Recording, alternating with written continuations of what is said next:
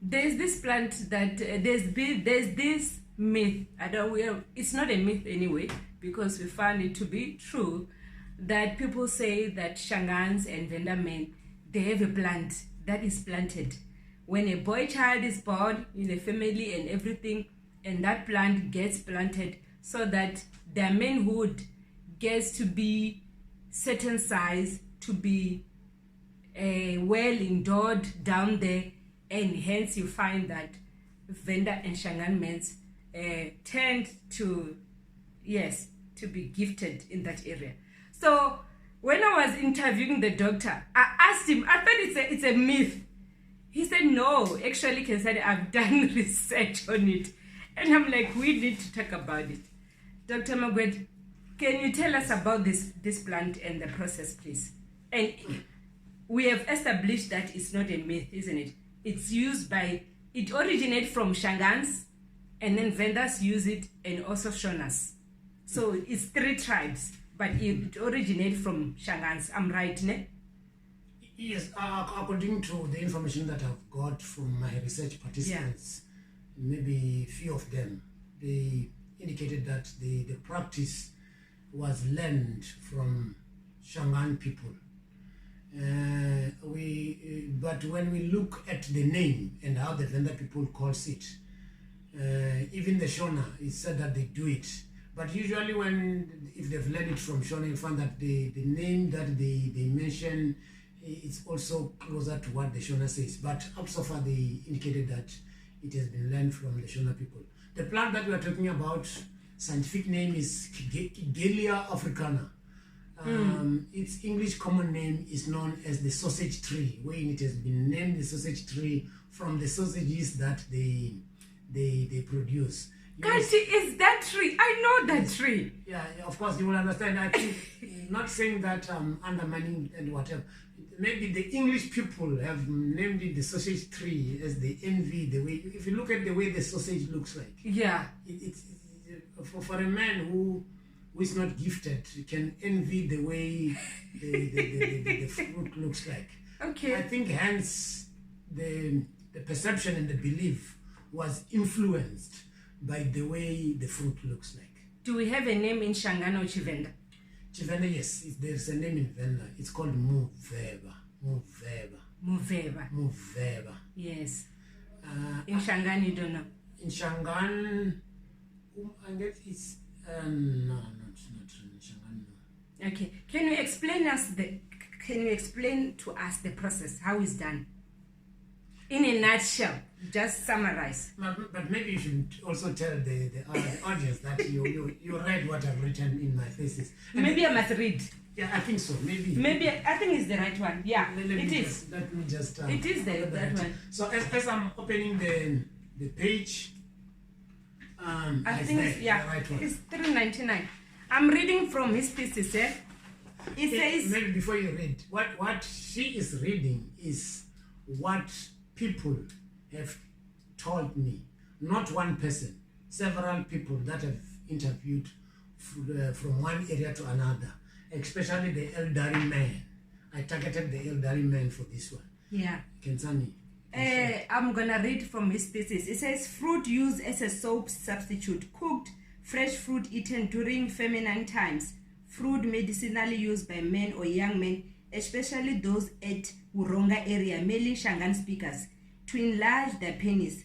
By making incision on the penis and on a live fruit still attached to the tree, rub blood from his penis on the fruit and fruit sap, vice versa on the penis, then wait for the fruit to grow while still attached on the tree. At the same time, the penis will be expected to grow as well, or the fruit is cut off from the tree while still attached to leafy twig that is placed in the water at the river bank, with the cut end of the twig immersed inside the water so that the fruit can grow to the decided size of the penis. When the preferred size is attained, the fruit must be detached and destroyed, otherwise the penis will keep on growing or enlarging. This practice has been learned from Shangans and Shona people from Zimbabwe. There it is. It's not my words. I've written what people have told me. Yeah. Maybe later on she will also read what other authors have written, we have done the same work before I've done it. Maybe we should also warn the audience that the procedure that she has read from my thesis, we advise you not to go out on your own and practice it. Yes. Because this is the information that I've got. If you are interested, it is better for you to have someone who is knowledgeable, to have someone who is a traditional healer that you trust, if you are interested, to assist you with this. Don't do it on your own. So which means the parent is the one who's going to the parents usually, traditionally, the parent is the one who's going to initiate this thing. On that note again, please don't force your children to perform this ritual. Please, because we must emphasize that young boys are abused and their organs are disassembled during the process of doing this. Yeah, I don't encourage that at all. But what we're just trying to share with you is just sharing with you what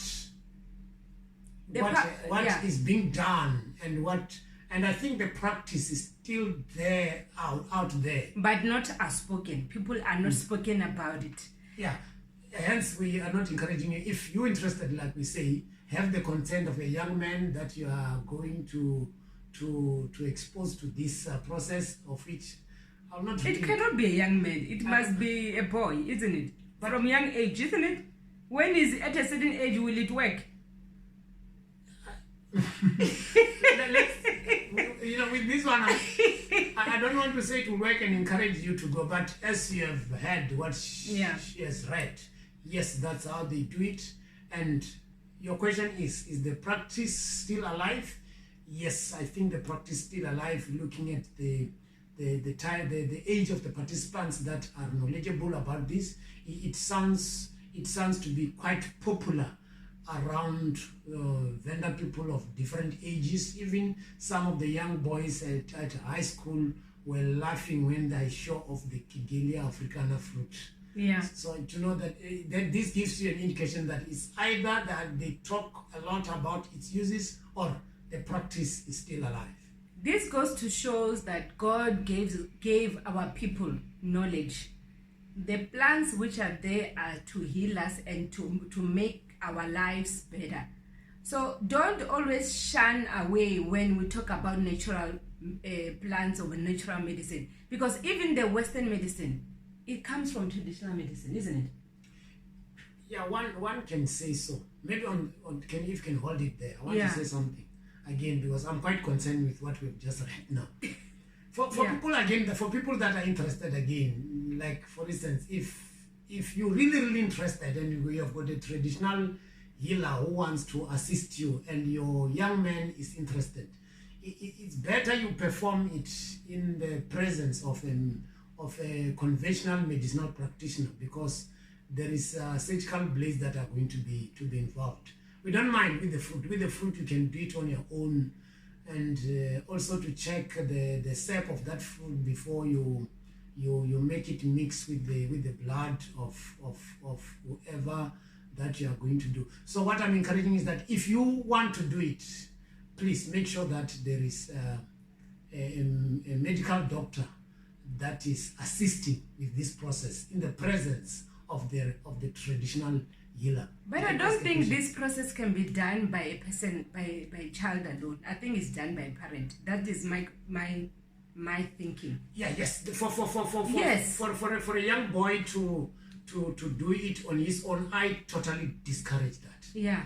Unless if the young boy got consent from the parents to go and talk to a certain medical doctor, and then you go there with your traditional healer, or the medical doctor agrees to go to the traditional healer so that the ritual can be performed. And of course, he is going to charge you.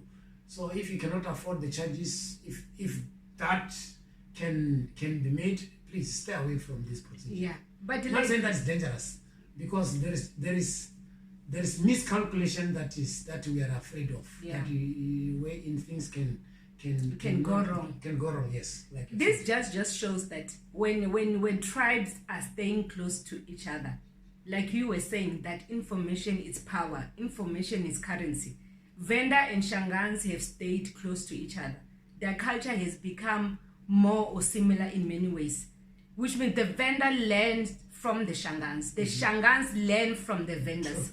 So the question is that wherever that you are staying, if you are staying, you are Sotho, you are staying to the Zulus. Are you learning from the Zulus? Are you learning from the Xhosas? Are the Xhosas learning from Ndebeles? It's the same thing that we're talking about, even though it's a different topic altogether. The Veda people are known to be good with healing the teeth, because in most tribes, Veda people suffer from aching toothache. Doctor, I'm right, isn't it? Yes, there are some manuscripts that have confirmed that especially this manuscript have been supported by medical evidence that have been made available by earlier medical doctors that were coming from outside, that by then when they reach the Venda area, not saying that other tribes do not suffer from toothache, Yeah. but they find toothache to be more prominent here in Venda. Yeah. Hence, you find the use of this plant that is coming from a poisonous family. Some of the doctors, when they first hear that the Venda people are using this plant to treat their teeth, they sort of shiver in fear, thinking about the poison that this family carries. We are talking about the family Solanacea, the tomato family. It's a pity even tomato is coming from a family that was regarded to be poisonous. But when you look at the shape and the way, it's the same, almost the same. It's a Solanacea. Yes. It comes from a poisonous, from a family that has been regarded to be poisonous. Maybe before I go on and on this toothache thing of the Venda people, you touched on knowledge exchange amongst cultures. Yes. Also influence, also indicating the interaction that has happened amongst different tribes or amongst different cultures. Yes, in my study, in my study, I've found manuscripts that were coming from Lesotho, and manuscripts that were coming from KwaZulu-Natal, written about the Zulu, Lesotho, written about the Sotho people. Manuscripts that were, of course, written here in Venda. We are talking about the earliest Venda people who did some writing on ethnobotany, talking about people like Mabogo, Nichungani. We're talking about people that were coming from outside, Arnold and Gullian. We're talking about Stite. We're talking about Van Varmelo. Wherein, even in Shangans, wherein you find that certain plants were used in more similar way, to a point wherein there is a certain percentage that we can contribute and say that this information is identical. There are plants that are used here in Venda that are exactly used in the same way, I mean medicinally, by the Sotho people that are found in Lesotho. There are also plants in KwaZulu-Natal and plants that are here in Venda that are used exactly the same by the Zulu people. You know, that tribe that I forget is the Swazi people from Swaziland. I tried to get some information from there. Then I was more reliant on Dlamini's publication. I think he worked for the government by then. He made anecdotes on medicinal uses of the Swazi people. He in those anecdotes that I've studied, there were several plants that were used exactly in the same way by the Zulu, used exactly in the same way by the Sotho, by the Southern Sotho that are found in Lesotho, by the Venda people that are found up here, several. And then there I realized that people have been interacting. Yes. And also the migration. Yeah. The migration. And then this thing of saying that we're living in isolation, it has been proven to be non-existent. Yeah. People have been interacting since And exchanging information. And exchanging information. Hence, we found the medicinal uses amongst tribes that are far away from each other. Maybe if we are talking about Lesotho, how far Lesotho is from Venda? We're talking about more than 1,000 kilometers far away. If we talk about from here to KZN, it's 1,200, and Lesotho, let's say it can be 1,500 to Lesotho. And then from here to Swaziland, I'm not sure. Yeah, then I think it's more than Yeah. But hence these people have got more than 60 plants that are used more or less the same way since time immemorial. Dr. Margaret, with this information, that because there is so much information which is also dying about the plants and their uses, and our people, for some reason, they've been brainwashed that the best medicine is the one that is found by the counter, the one which is powder, whatever. How do we protect this information? How do people get access to this information? First thing that I can encourage people to do, there is something somebody, I've forgotten the author, and you'll forgive me for that, saying that, I don't know whether it's a contemporary saying that has been coined in some recent years. They say that if you want to hide information from people, especially the indigenous, I don't want to use the word black or whatever. Yeah. The indigenous. Because you're not black. Am I black? Maybe that's the thing. If you want to hide information, especially from the indigenous, write it down. They will not read. So I'm encouraging people to read. People, please, during your spare time, read. Go to different journals. If you want to know something about business, go to journals that are publishing articles about how business is done. You want to know about law, go to journals that are publishing things about law. You want to know more about the uses of plants, go to journals that are publishing more on plant uses by the people we need to read. And hence our function as scientists or as academics is to make information available to the public. So that information is not going to be productive, or it's not going to be effective if the public that we are targeting is reluctant coming to reading. We need to read so that we can know. I think the explanation you gave is on higher grade. What about the information that the parents and the grandparents is aware of, and they pass it down to their kids and it gets documented? I think as Black people, let's get used to document information, because you may have a grandmother. Let's take an example. A grandmother who's good with treating ears, who's good with treating fertility, who's good with treating eyes. And why not write down when they teach you? Simple way of transferring information. That information you're talking about is very right, but that one is also, it's on when we go on a higher grade.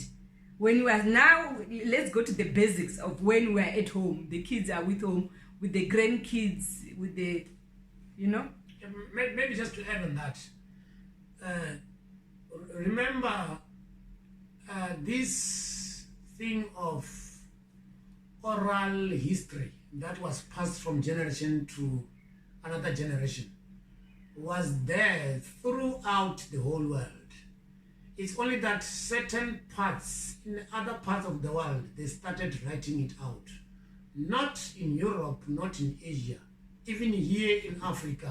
There might be manuscripts that indicate that it has been written down, but because of the havoc that have been created during industrial revolution, wherein people were tending to become colonizers, then so many things were scattered apart to a point where even our youngsters are no longer interested in stories that are told by their grannies.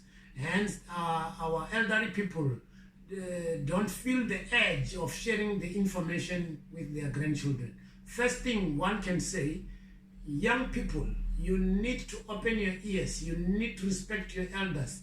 You need to give them time to talk to you. Don't look down upon your own culture for the sake of the culture of another person. Yeah. First, respect your own culture, respect your own elderly people, know the information that they have. I'm not saying that practice it, Yeah. but to a certain extent, if practicing it is safe, do it. Yeah. If in your family, we know that there are several families that are known for this and that.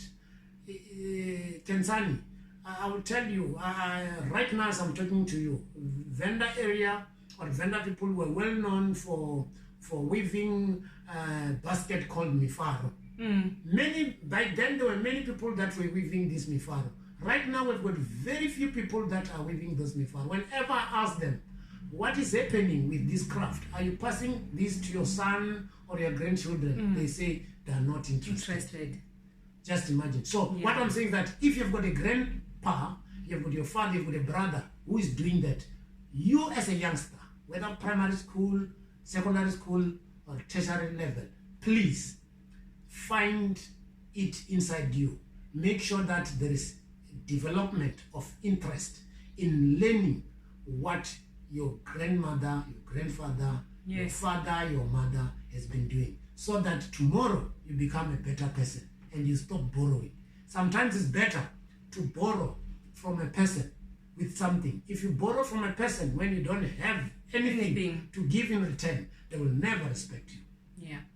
Yeah, guys, we can go on and on. This topic, it excites me. There's so much to be learned. I feel like a baby. It gets me excited and all that. But for today, we just covered those two things. I hope it has given you an appetite to be more inquisitive, to ask more questions, to go and read, and not always shuns that traditional medicine or natural medicine. Remember, traditional medicine is natural medicine. It's bad for you. And be inquisitive, man. Be inquisitive to find out what is this all about. You can see I'm seated here by the doctor's office who's got PhD in research on natural plants and everything, who is a scientist. I'm not talking from my own mind and all that. Thank you.